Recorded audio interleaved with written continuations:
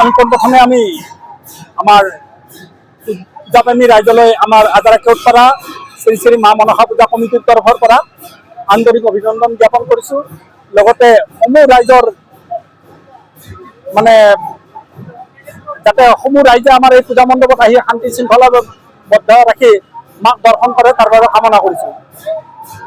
1973 চনতে আমাৰ এই শ্ৰী শ্ৰী মা মনসা পূজাৰ এই মন্দিৰটো স্থাপন হৈছিল।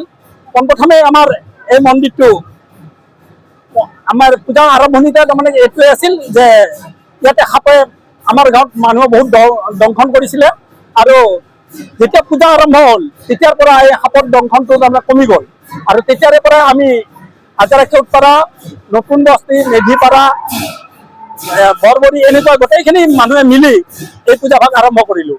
তেতিয়াৰ পৰা এই অঞ্চলত সাপৰ মানে দংশনটো কমি গ'ল। সেয়েহে আমি এই শ্ৰী শ্ৰী মা মনসা পূজাখন তেতিয়াৰ পৰা আৰম্ভ কৰি এই আজি পৰ্যন্ত পাইছোঁ আৰু সেই সময়ত আমাৰ এই মন্দিৰটো বাঁহ খেৰেৰে আমি পোনপ্ৰথম নিৰ্মাণ কৰিছিলোঁ। বিভিন্ন ভক্তৰ দান বৰঙণি আৰু তেখেতসকলৰ মাৰ প্ৰতি যিটো বিশ্বাস এইখিনি গোটেই থকাৰ বাবে তেখেতসকলে এই মন্দিৰটোলৈ দান বৰঙণি আগবঢ়ালে আৰু সেই দান বৰঙণিৰে আমি এই মন্দিৰটো বৰ্তমানলৈ মানে স্থাপন কৰিবৰ কাৰণে সক্ষম হৈছোঁ। কিন্তু যোৱাবেলিও আমাৰ অসমৰ মুখ্যমন্ত্ৰী মাননীয় হিমন্ত বিশ্ব শৰ্মাদেও আহিছিলে।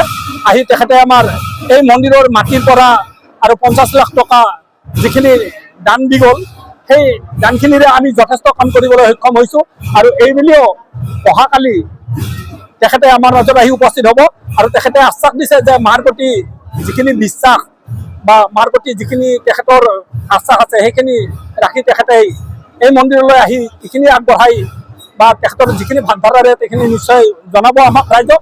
আমি আশাবাদী হৈ আছোঁ আৰু তেখেতক যিখিনি পাৰোঁ আমি গোটেইখিনিতে আমি তেখেতক যিখিনি পাৰোঁ সহায় কৰাৰ কাৰণে ব্যৱস্থা কৰিছোঁ। গতিকে সমূহ ভক্তবান ৰাইজক আমাৰ এই মন্দিৰলৈ আহি শান্তি শৃংখলা বজাই ৰাখি মাক দৰ্শন হোৱাৰ বাবে আমি আহ্বান জনাইছোঁ আৰু সমূহ অসমবাসী ৰাইজক যাতে সুস্বাস্থ্যৱান কৰি ৰাখে, নিৰোগী কৰি ৰাখে তাৰ বাবে মাৰ ওচৰত আমি প্ৰাৰ্থনা জনাইছোঁ।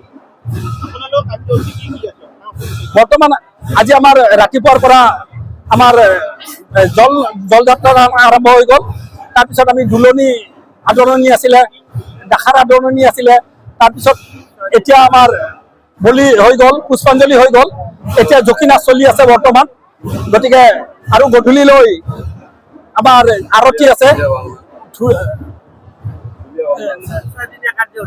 3দিনীয়া কাৰ্যসূচীৰ ভিতৰত আজি আমাৰ ঢুলীয়া নৃত্য আছে। গতিকে আমি নিশ্চয় গোটেইখিনি অনুষ্ঠানতে সমূহ ভক্তবান ৰাইজৰ সহায় সহযোগ কামনা কৰিছোঁ।